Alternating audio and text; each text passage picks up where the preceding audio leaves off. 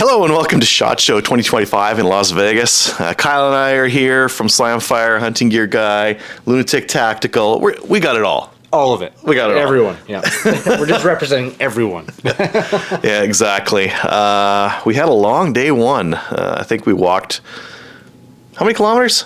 14? 12 kilometers? I'm at 18,000 steps, so given 2,000 steps to a mile, it's 9 miles, so kilometers is about 14 kilometers. It was a while. It was a while, yeah. Some good walking. Yesterday we went out to the Prairie Fire Range Day. It's kind of like a media day, except it was open to the public, and it was windy, cold. Well, it was a little breezy. It was a little breezy. You know, light sandblasting, or as my wife would say, exfoliation. You pay extra for that. Yeah. Yeah. That was a good time, though. The companies there were super generous. They gave free ammo to fire out of their guns, so we fired everything from the very nice stuff, the staccatos, all the way to just general, like, people's Gen 3 Glock clones, lots of suppressed ARs, which I was very happy about. Yeah. Oh, yeah. Like, practically every gun out there was suppressed, which made for a really pleasant experience because you're walking by a bay and you're not making, not saying don't like the noise, but it's nice when you're not just constantly barrage of muzzle brakes. Yeah, especially the 50 BMG that was suppressed. Oh. That 50 BMG. So everything else was suppressed, but you'd still wear ear pro. That 50 BMG had to have been the quietest gun out there. Yeah, it was ridiculous. It's like Dustin said on our Slamfire chat there. He said it sounded like a cat sneezing, and it's like accurate. Yeah. Anyways, that was actually a really nice warm up to today, because we got to shoot a bunch of the guns we saw today, and we got to recognize, like, oh, that's that gun that we shot yesterday, and this is the one that we liked, or this is the one that was different, or what have you. So I thought it was a really nice warm, and it was super busy yesterday too at that range day. Oh, it was, and like you said, it was a good warm up because we were still looking at stuff that certain companies like Staccato had their media section, so you got to try stuff out and talk to them a little bit, and that was cool because you got to shoot it, talk to the rep about the gun, and then it's like, okay, well, we'll see you sometime this week because we'll stop by the booth and we'll talk to you a little bit more there. So, and then the fact that this versus the industry range day was open to the public, I thought it was kind of like really cool touch, like really well done too. Yeah, and like we were saying, they're super generous. They're giving away free ammo. They gave away free magazines. Mm-hmm. I would like to have taken mine home, but I don't think I can. I don't think either the airport or CBSA probably won't like me to take that 30 rounder here. But no, it was good. And then so we came to SHOT Show this morning. We actually ran into lots of Canadian companies. So yeah, it's an American show. We ran into like IBI was there. We ran into Ryan Stacy, Calgary Shooting Center, Jeff from over there, Kodiak. Ultimate Arms actually came up and introduced themselves at the media room this morning, which is kind of cool. Yep, ran into those guys. Yep. True North Arms, we also ran into, and many more. It was really interesting seeing how many Canadian companies were represented. So basically, like with every SHOT Show, it seems there's a theme. Last year, it became apparent really quick that last year was the year of the lever gun and all the tactical lever guns.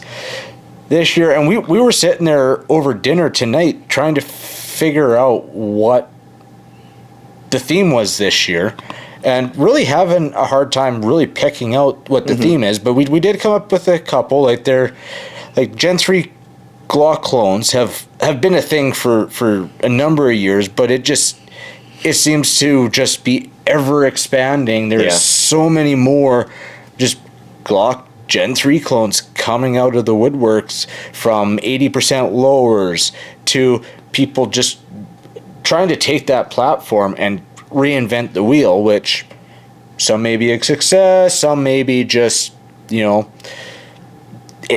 think it does what it does. But hey, innovation is good.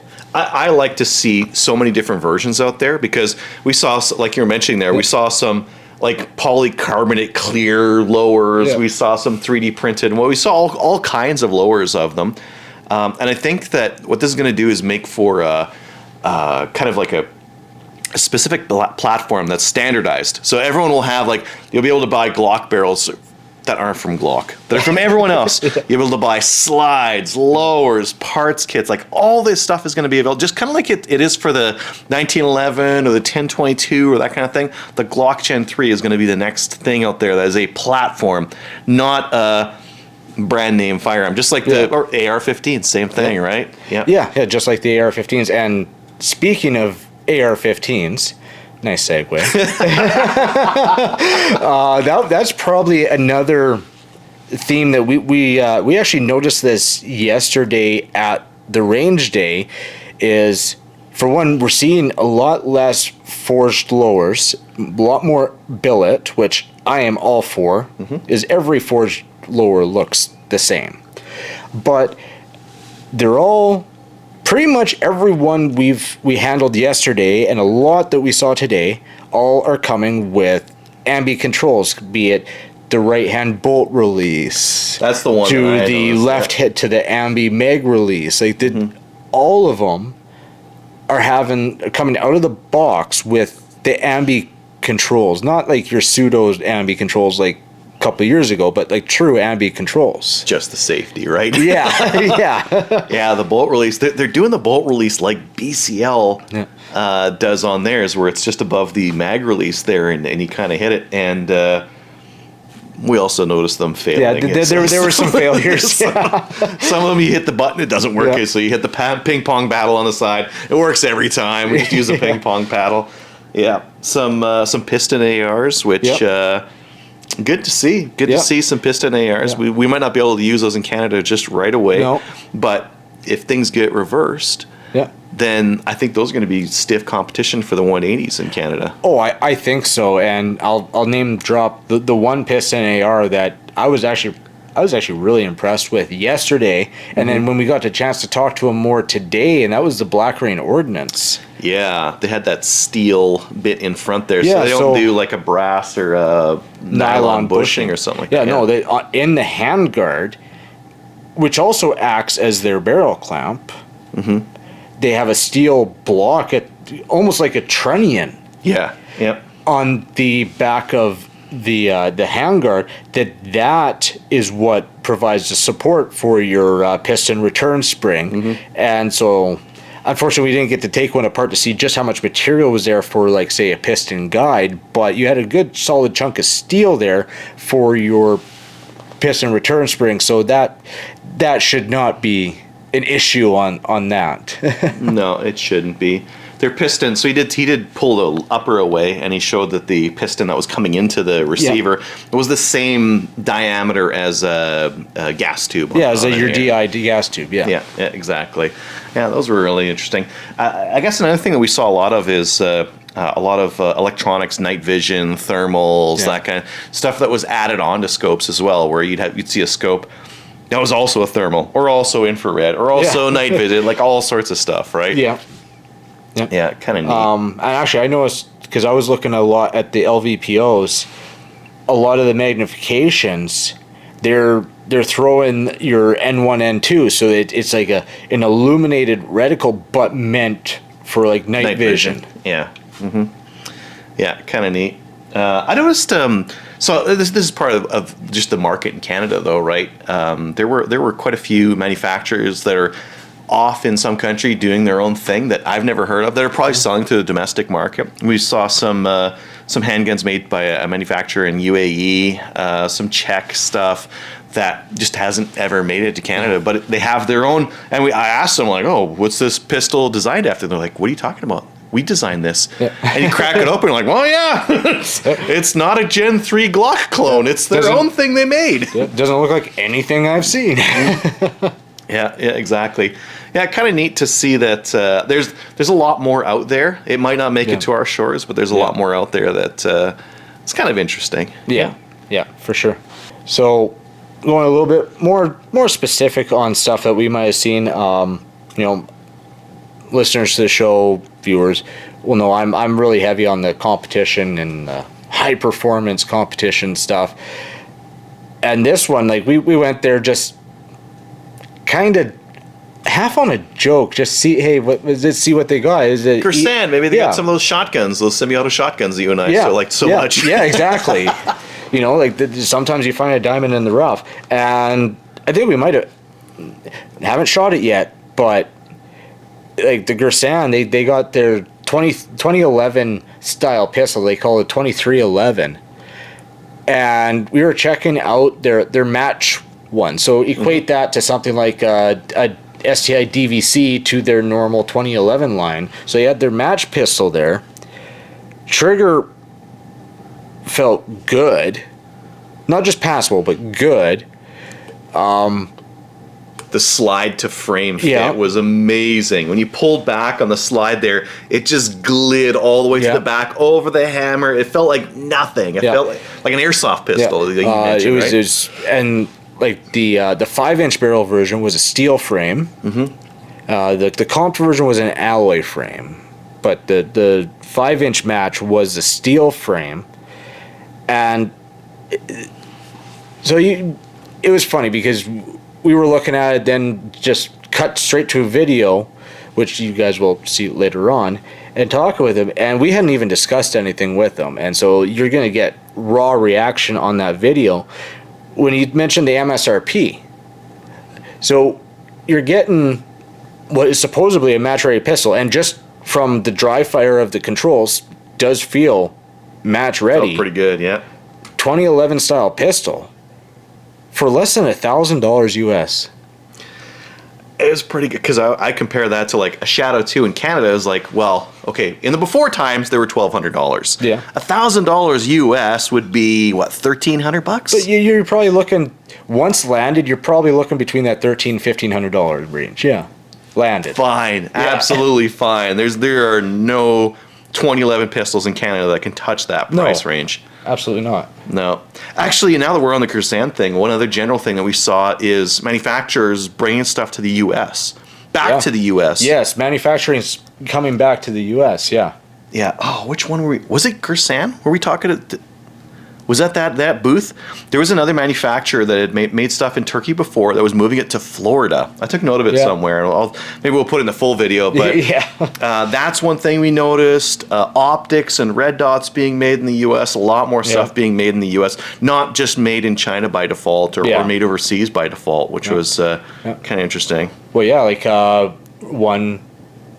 You mentioned optics, and we haven't had a chance to visit the booth yet, but apparently Apex Optics, they're starting to make some optics in the States. Huh. I saw on press release. Yeah. It's coming back. So that's interesting. One of the first booths we saw there was Savage. They had their Savage Axis 2, and specifically they have a new stock for it. It's more ergonomic. It feels better. That was all nice. Their bolt handle, I don't know if I really liked it that much. It's got a lot of angles on it. So the nice thing about a round bolt handle, as it moves through your hand, as you rotate it and pull it, you don't get any angles bearing into your hand. I didn't really like it compared to their older round bolts. Yeah, the magazine was the same. The stock is better. The stock is definitely better. It feels better. More vertical grip on it. And their lever action, the Revel, lever spelled backwards. Very smooth action. And their deluxe stock was, I think it was really cool. I think it had some nice relief cuts in it and that kind of thing. Very interesting. And I don't know if I'd buy one just because like a 22 lever action. Why not just get a semi? But it was cool. Yeah. There was Tandemkross too. They had some. That was for their 1022 stuff. That barrel, like that new barrel, and it's like almost like a M-lock tensioner on it, and it's like 3/4 of an inch diameter. But then they had their chassis system to go with it, and same thing, 3/4 of an inch wide, matched the barrel diameter. It was cool, weird to hold. It'd be interesting to shoot and to hold because of just how narrow it was. But that was pretty cool to see. I like Tandemkross's stuff. I like they definitely go gamer on all their stuff, and that's the speed that I like to go at. And Yeah, that 1022 chassis was gamer. It had their rotary safety on it, which is fairly new. It's not brand new, but that rotary safety is a little bit nicer. Their mag release had a big paddle one on there. Well, they had their double-ended rotary mag.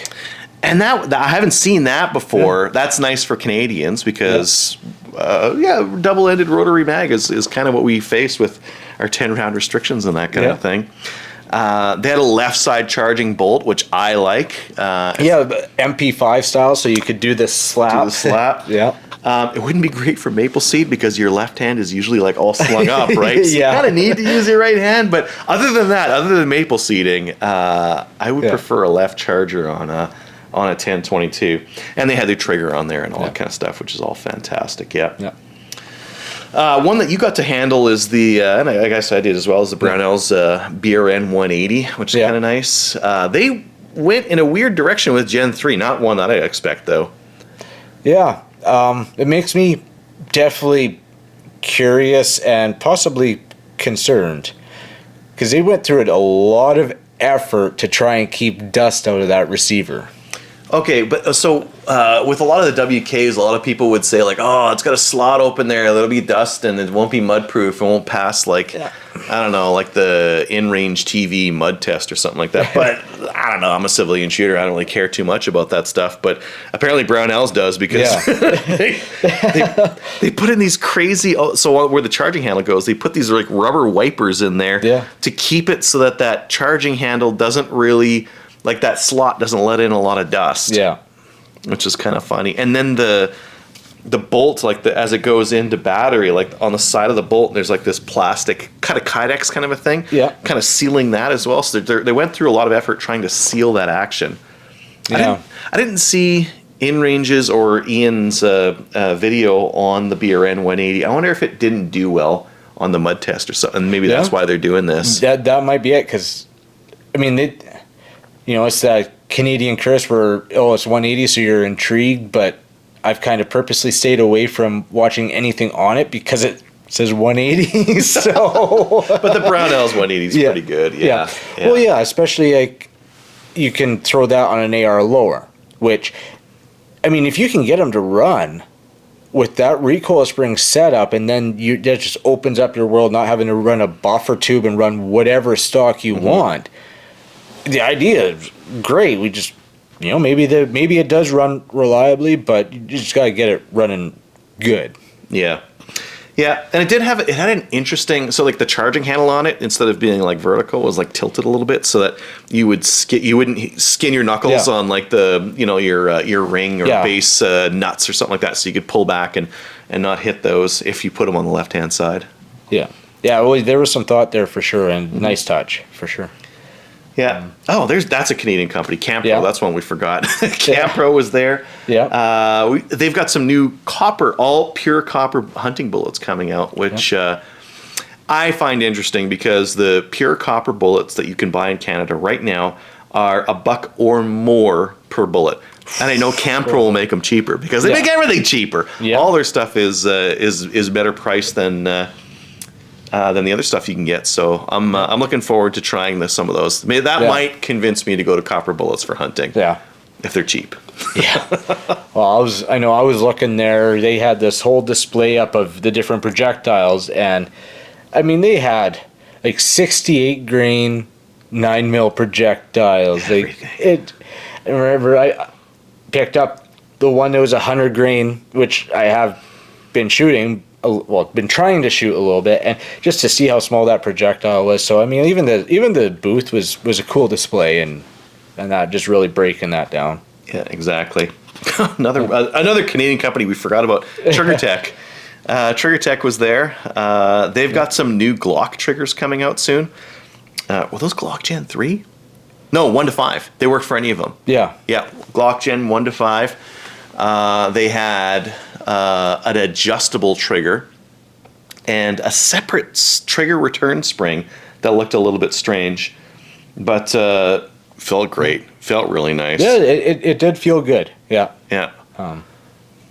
That was interesting. So we saw a Winchester Wildcat bolt action, and I was like, neat. Okay, I I haven't handled one of these. I know they've been out for a while, so I'll just pick it up. He's like, wow, this is heavy. What is going on with this Winchester Wildcat? It's in 17 WSM, so way spunkier of a round. So yeah, bigger receiver. The magazine was like crazy long compared to what I'm used to with my Wildcat 22s. Yeah, and just it was funny picking up the 22 versus the 17 WSM. But I really like that because 17 WSM, I'm really happy about the round. I just wish there were more rifles made in it.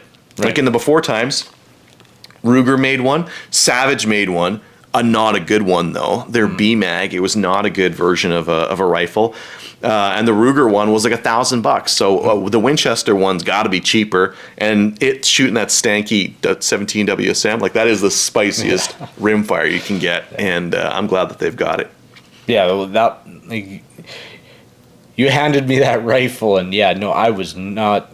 I was already expecting it to be a little heavier because based on your reaction, but still was not expecting how heavy. It doesn't look like it should be that heavy. No, no. No. And that one's the next one's yours here, the WickedSharp one. Yeah. So we got a live demo on. Actually, if you really take your knife sharpening seriously, it's a really nice setup. And that was the WickedSharp knife sharpener. And that was cool. I mean, gave him my knife, and so I got free knife sharpening out of that, which I was in dire need of. But as he pointed out, yeah. Dude, that guy was a pro though. Holy crap. Yeah. He got after it. He measured the angle by like sharpieing the blade, then grinding. Oh, no, it's a little bit this angle. And he was able to dial in your bevel just perfect. Most blade sharpeners, when you use them, like the set ones, like you get that on both sides no matter what. You don't get to adjust one way or the other. Yeah, so... Really cool setup, and that was funny because you were standing there showing me what it was, and he came over and okay, well, heck, let's do this. Yeah, you want to sharpen the knife? Yeah. So okay, you start doing it. I'm like, can we mic you up in video? He's like, yeah, I did this for our channel, and that guy was like, okay, here you go. Yeah. And he just like he was a pro. He was a pro, and I was watching him. Like he was looking straight at that lens. Like he had done that a few times for sure. Yeah. He was doing, and. Oh man, I'm curious to see how sharp your knife is. I didn't get to try it. You didn't get to try it? No. Oh well. I need some paper or something like that in here. Oh yeah. It looks fantastic. That edge looks great. Yeah. Oh yeah, he was so specific about like, okay, it's a tanto. You got to keep that point there edge sharp. You don't want to round it off. That's a good angle right there. Yeah. Oh yeah, I can hear it. Just it's. Yeah, okay, there's no more hair there on my arm. Sorry. Yeah. I got some arm hair on your knife. And he did that with 4 different stones. 4 different grits. Mm-hmm. And got her down. Yeah. Knew what he was doing. Yeah. Williams, we went by their booth there. Yeah. They had their Gunsite, their red dot. It mounts really low. It's got like a special mount. So the thing that I noticed was that they had a mount that's specific for the Ruger 1022. So that's the mount, and then you put the red dot in it, and it's low. So you wouldn't need like a much of a cheek piece. Well, a lot of red dots have their emitters on the bottom, and that they have theirs. All their electronics, their emitter, everything is on the top of that dot, which is how they can get it mounted so low, because you don't have to fit that stuff in the bottom. Yeah, I noticed that as well. A lot of chunky stuff on the top, which meant that the red dot could be really low down. Yeah. So they had it on the 1022, which I guess there's some other I have a gray birch that runs a Glock MOS plate, and it keeps the red dot pretty low. Yeah. But they had some shotguns there. There's not a lot of people who make plates specific for shotguns that keep those red dots nice and low. And they have them for Remington, Mossberg. Did they say Benelli? Yeah. Pretty much all the Italian shotguns they made it for. Yeah. Ruger Mark IV, if you want to run it on a pistol, they had that. Yeah, all really interesting. And this next one here was a bit oddball, but we were running across a TC 9mm lever gun, side load 9mm. Yeah. The bolt on the thing was so weird. It was this tiny little rod kind of a thing that went back and forth. That was top of jack and top eject and a top dust cover that you Yeah. could slide over top. Yeah. And when you ran it, it opened up and then left the action open afterwards. And Yeah. that thing was interesting as well. Weird. Yeah, and well, by the numerous popular requests from Tony, we stopped by the Palmetto State Armory booth, and I'll give it to them. That 570 shotgun, I think they're onto something with that. The action Because- release looked really nice. They Well- look really natural with your head, where you hand your finger there. For one, it's a common receiver, so you can have the pump or the semi, which we didn't have pictures of the semi before. We went there looking at the pump thinking, oh, just 870 clone. And then the same model, the same 570, but they had it in the semi, and the thought gone into the controls on both the pump and the semi, like thought was put into them. I'm not necessarily 100% on a tank safety, but I get the tank safety. I think the thing you weren't 100% on was the lifter. Yes, the lifter, like Lack thereof. yeah. So on the show models that they had there, they stole a Mossberg lifter. Yeah. So like your little fork lifter there, but got talking with the guy. They're gonna still have the same style of lifter, but they actually, where that little nub comes, actually extends back and provides a ramp for your quad load. So like they do have a little, and just like every shotgun, they have a little bit of a port cut. And he told me that, and maybe I might have been a little rude because I said, yeah, everyone says that, but it's never enough. It's true. Like It's never enough. And so actually it sounded like they were taking it in consideration, because we walked over and looked at the shotgun. I said, well, this is where I feel your load port, but that was, I don't even take that into account on an off-the-shelf gun, because you'd have to do it on every shotgun. So my real only gripe with that was the lifter, which he alleviated after talking with me. Everything else, very ergonomic on that. Yeah, their semi had these two nubs on the pump, and you just grabbed them. As your hand was underneath there, you just grabbed and then pulled in, and then let go of these nubs to charge the shotgun. Yeah, and a bolt lock, just like you would do for a safety on a rifle, that was your button for your bolt drop, and that was the same piece on the pump to release your pump. So, Which you, as a competitor, you'd want that finger up on the side of the action anyways. yeah, so it's right there. it's right where your Yeah. finger's going. Yeah. You wouldn't have to put it anywhere weird. We saw the Jakl, but our audio got messed up, so we'll have to try that again tomorrow. It was fine. It was fine. The stock is good. Yeah, they've got like an ACR kind of a style stock on it. Yeah, we'll have to see if they're able to bring those into Canada. Yeah. The Mossberg shotguns, we saw their new one with yeah. the rotary safety on it and that kind of thing. Yeah, with the detachable box mag, which With- was interesting. They had two different styles for those shotguns, where one was had the tang safety, but a crossbolt mag release. Yeah, I didn't like that crossbolt mag release. No, I didn't like it either. Or you had the AK style bolt release with the rotary safety. Yeah, the AK style mag release Yes, on the or bottom. yeah, there, yes, yeah, where yeah, mag the big release, yeah. paddle where you grab Yeah. it, which was way easier to grab and more tactile. Yeah. And then the AR safety I liked, but It's too far forward. it's too far forward, and I found that it bumped a little bit too far to the side, so I swiped past that nub. I couldn't find that nub where my hand sat on it. Oh, okay. I would prefer if that nub on the safety was just stick out a little bit longer, just so you could grab onto it. But should be faster to use at least. And one of the last ones we saw, TNW had their Aero PCCs there, which I've reviewed before, but they had their LTE Lightweight. Oh, it's like 4 pounds, a 4-pound semi-automatic 9mm PCC.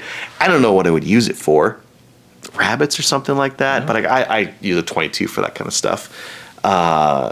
Really lightweight, really interesting. Really cool gun to see. What are you looking forward to seeing tomorrow?